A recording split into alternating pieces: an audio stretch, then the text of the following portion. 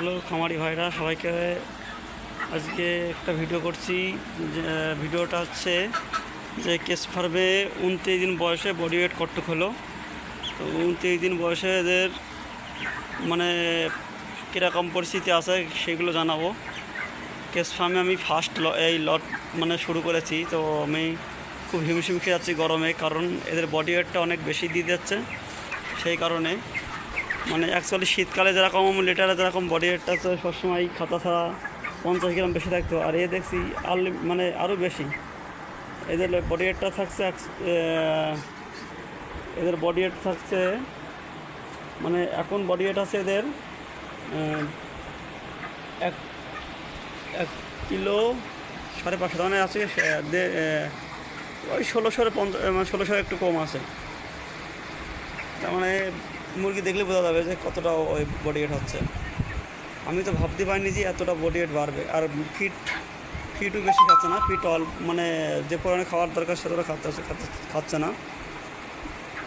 তো অ্যাকচুয়ালি আমি বুঝলাম যে মাছা ফার্মে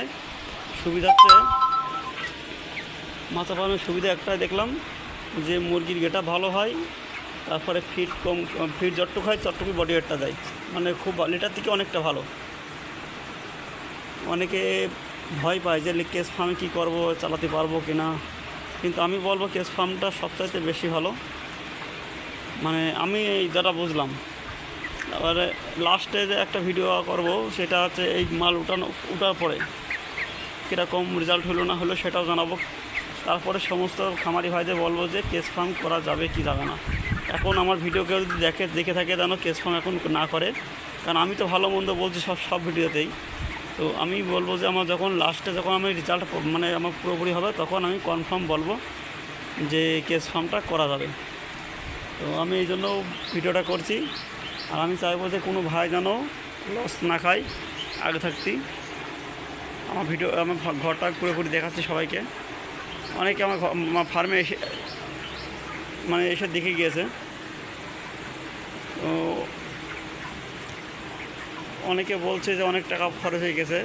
তো ব্যাপার আছে, আমি বলেছি যে এখন অ্যাকচুয়ালি লোহার পাতি দিয়ে ফার্মটা করাই বেশি ভালো। কারণ বাঁশ দিয়ে মাচা করলে কী হয় যে বাঁশ 2 বছর কি 3 বছর যাবে, তারপরে পচা শুরু হয়ে যাবে।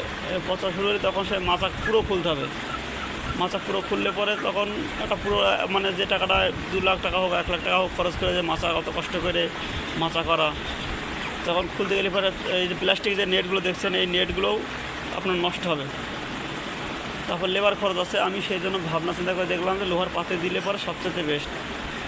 কারণ লোহার পাতে দিলে পরে কী হয় যে এই প্লাস্টিকের নেট খারাপ হলে বা যখন প্লাস্টিকের নেটটা খারাপ হবে তখন নেট পুরো খুলে ফেলে যখন নতুন করে প্লাস্টিকের নেট লাগাবো সেই সময়টা কী করব, মানে এই যে লোহার পাতিতে রং করব, রং করে নিয়ে তারপর এই করবো। এই রং করাই যা খরচ, অথচ অন্য কোনো খরচ নেই।